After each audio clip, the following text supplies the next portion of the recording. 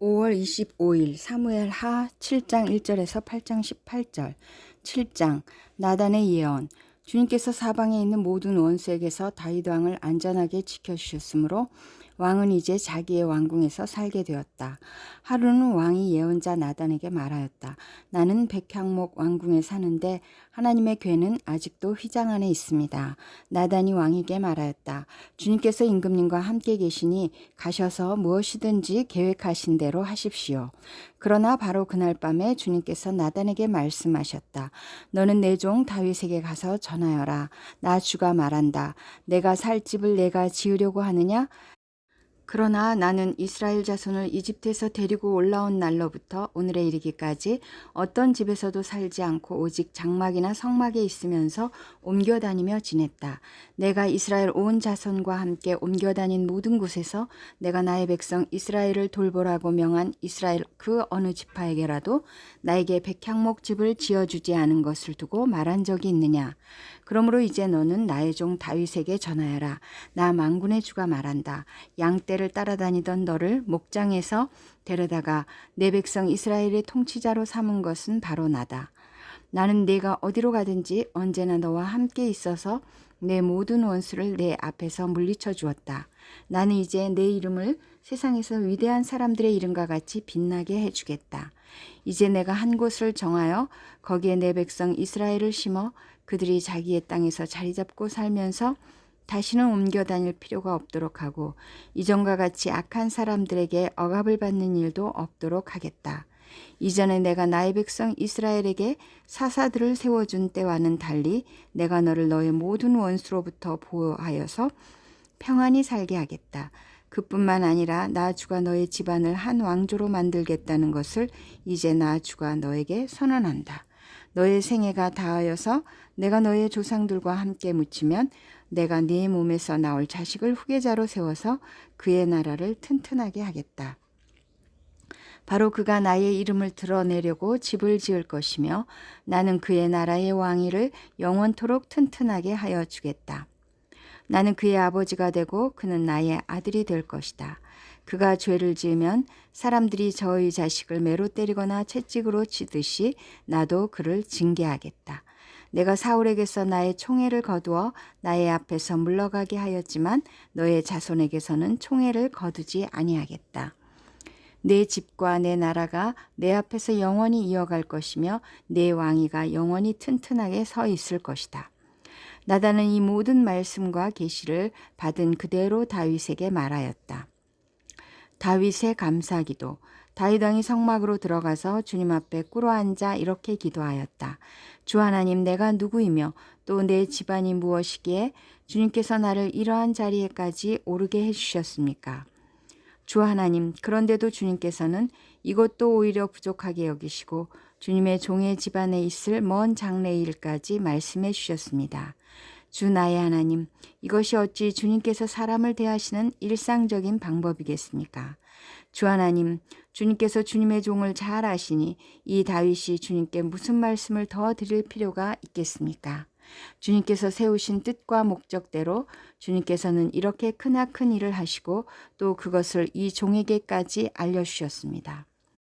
주 하나님, 주님은 위대하십니다. 우리의 귀로 다 들어보았습니다만 주님과 같은 분이 또 계시다는 말은 들어본 적이 없고 주님밖에 또 다른 하나님이 있다는 말도 들어본 적이 없습니다.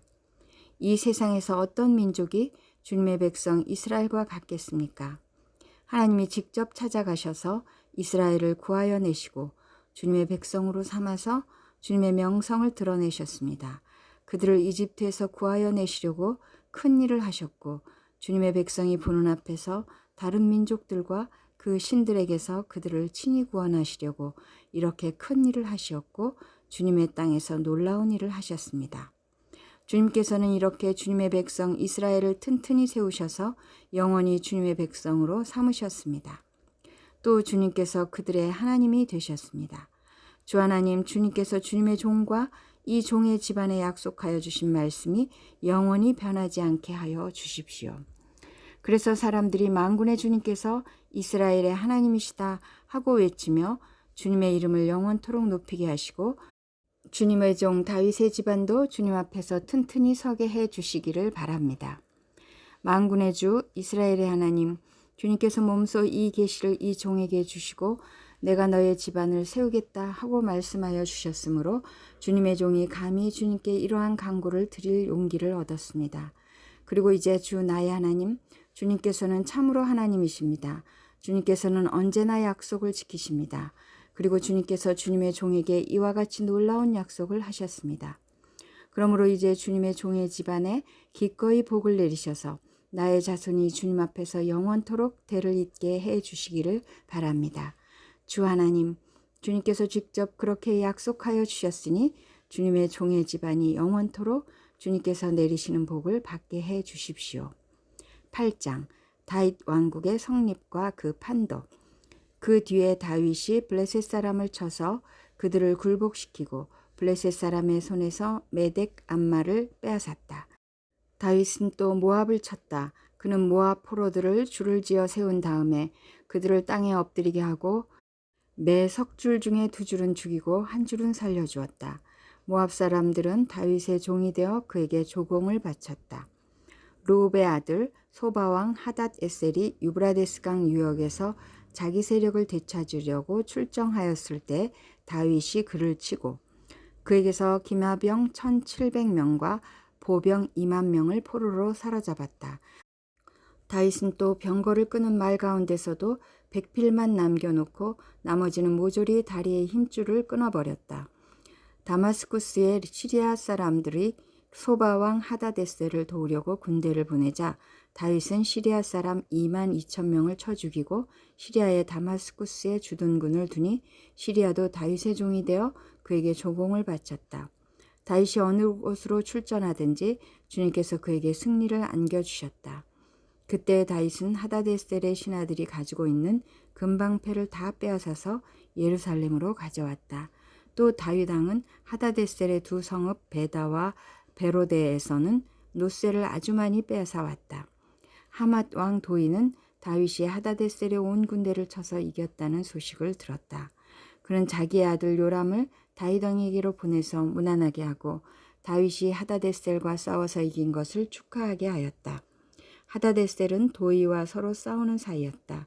요람은 은과 금과 노스로 만든 물건을 많이 가지고 다윗에게로 왔다. 다윗 왕은 이것들도 따로 구별하여서 이미 정복한 모든 민족에게서 가져온 것에서 따로 구별하여 둔 은금과 함께 주님께 바쳤는데 그것들은 그가 에돔과 모압과 암몬 사람들과 블레셋 사람들과 아말렉에게서 가져온 은금과 르홉의 아들인 소바왕 하다데셀에게서 빼앗아 온 물건 가운데서 따로 떼어놓은 은과 금이었다. 다윗은 돌아오는 길에 소금 골짜기에서 에돔 사람 18,000명을 쳐 죽이고 이름을 떨쳤다.